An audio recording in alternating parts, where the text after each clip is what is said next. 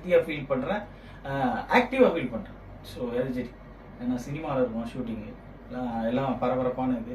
நம்ம அங்கே பிரிஸ்காக இருந்தால் தான் நம்மளுக்கான இது இருக்கும். ஸோ டயர்டில் அதை வந்து ஏற்படுத்தி கொடுத்த இந்த மருந்தை தயாரித்து கொடுத்த அண்ணாமலை சாருக்கு ரொம்ப ரொம்ப மனமார்ந்த நன்றி தெரிவிச்சுக்கிறேன்.